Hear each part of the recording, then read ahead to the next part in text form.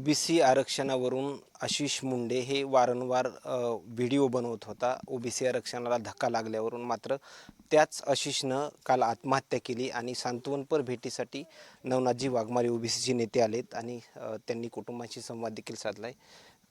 एकूणच काय माहिती मिळाली? खरं तर आज मी मुंडे कुटुंबियाची आणि आशिषच्या आई-वडील असतील, त्यांच्या गावातील तरुणांशी सगळ्यांशी संवाद साधला, चर्चा केली. यातून असं आम्हाला लक्षात येतंय, की आशिष गेल्या 2 सप्टेंबरचा जो जी-आर काढला, तेव्हापासून जे त्याला रील्स बनवण्याचा एक नाद होता. सोशल मीडियाच्या माध्यमातून इन्स्टा असेल, फेसबुक असेल, याच्यावर त्याच्या अनेक रील्स व्हायरल होते आणि तो सातत्यानं ओबीसीच्या विषयी असणारी त्याची तळमळ आम्ही बघायचो. परंतु आशिष असं करणं असं वाटलं नव्हतं. परंतु आशिषला जे 2 सप्टेंबरचा जी-आर काढला आणि ओबीसीचं अस्तित्व धोक्यात आलंय, हे त्याच्या लक्षात आल्यापासून तो सातत्यानं निगेटिव्ह असे विचार त्याच्या डोक्यात येत होते. त्यातूनच तो कुठेतरी त्यांनी हे मला तर असं वाटतं त्याच्यातूनच 100% ओबीसीचं आरक्षण गेलं ह्याच हेतूने त्यांनी स्वतःचं जीवन संपवलंय.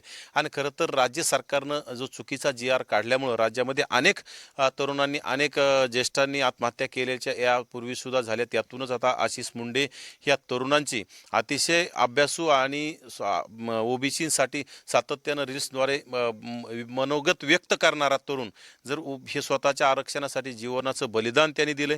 त्यासाठी राज्य सरकारने या अतिशय गरीब कुटुंबातला आशिष आणि आता त्याचे वडील आहेत, आई आहेत, सगळ्या गोष्टी अतिशय हलाखीचे कुटुंब आहे आणि ह्या सगळ्या गोष्टी त्याच्या मनात कुठेतरी खुपत होत्या, की गेल्या अनेक दिवसापासून जी आपल्याला शिष्यवृत्ती मिळत होती आपल्या तरुणांना आणि जसं ज्याप्रमाणे मराठा समाजाच्या तरुणांना कुठंतरी अण्णासाहेब पाटील आर्थिक विकास महामंडळामार्फत 25 लाख रुपये बिनव्याजी कर्ज मिळते, पण ओबीसीच्या तरुणांना हे राज्य सरकार देत नाही. या राज्याचे अर्थमंत्री अजितदादा पवार जाणीवपूर्वक जातीवाद करून ओबीसीसाठी कुठलीही निधी देण्यासाठी टाळाटाळ करत आहेत.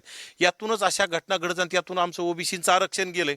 ओबीसीचं आरक्षण हे डोक्यात धरून आता आपलं काहीच खरं नाही, आपण काहीच करू शकत नाही. आणि हे सगळे यावर्षी अतिवृष्टी झाल्यामुळे शेतकऱ्यांच्या शेतीसुद्धा पिकलेल्या नाहीत आणि शेतकरी कुटुंबात जन्म घेतलेला यांनी अतिशय मनाला तीव्र त्याच्या वेदना झाल्या आणि त्यांनी आपलं आरक्षण गेलं ह्या हेतूने त्यांनी आत्महत्या केली.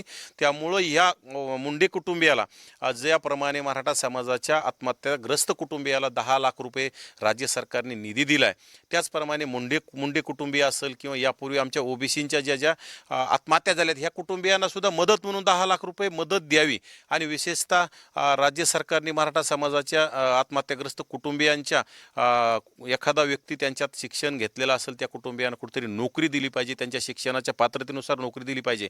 त्याचप्रमाणे आमच्या ओबीसींच्या आत्महत्याग्रस्त कुटुंबियातील एखाद्या व्यक्तीला त्याच्या शिक्षणाच्या पात्रतेनुसार नोकरी देणं गरजेचं आहे, तरच कुठेतरी आत्महत्येला आळा बसत नाहीत. अशा आशिषसारखे अनेक तरुण पुन्हा म्हणजे आत्महत्या करतील आणि याला जबाबदार राज्य सरकार राहील, याला जबाबदार जातीवादी अजित पवार राहतील, याला जबाबदार या राज्यातील अनेक जातीवादी नेते राहतील आणि ओबीसी असणारा 18 पगड जातीतील 12 बलुतेदार ऊसतोड कामगार करणारे हे कुटुंबीय आणि अशा लोकांनी नेमकं करायचं काय, कुणापाशी भांडण मांडायचं, स्वतःच्या व्यथा मांडायच्या म्हणलं तरी त्यांना वेळ नाही.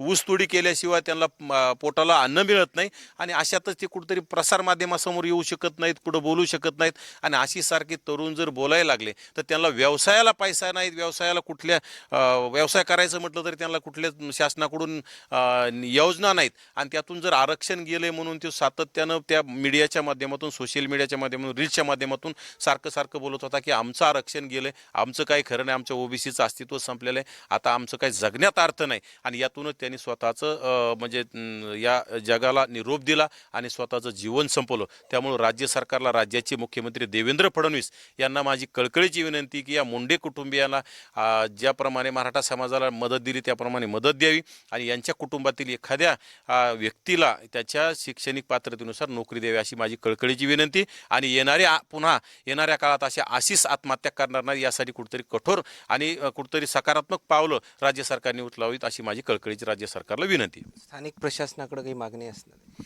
नक्कीच स्थानिक प्रशासनाने यामध्ये लक्ष घालून यामध्ये खरं तर हे अतिशय गरीब आणि अशिक्षित असणारं कुटुंबीय यांना काय झालं, कसं झालं ह्या सुद्धा गोष्टी कळत नाही. परंतु त्या आशिषच्या मित्रांकडून या सगळ्या गोष्टी कळतात की आशिष गेल्या अनेक दिवसापासून ओबीसी आरक्षण गेलंय म्हणून कुठेतरी व्यथित होता, मित्रांपाशी बोलत होता आणि ते काही ठिकाणी सोशल मीडियावर बी बोललेलं आहे.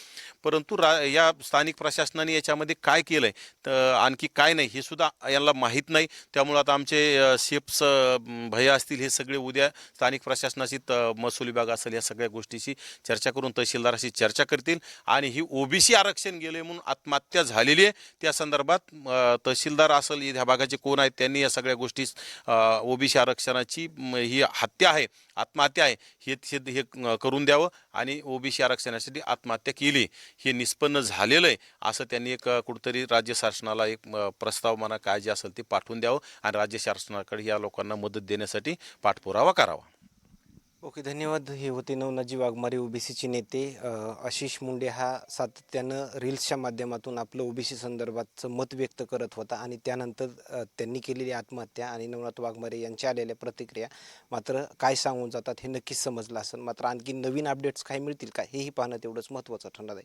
कॅमेरामॅन सोबत सूर्यज मुळे, अंबेजोगाई, ममदापूर.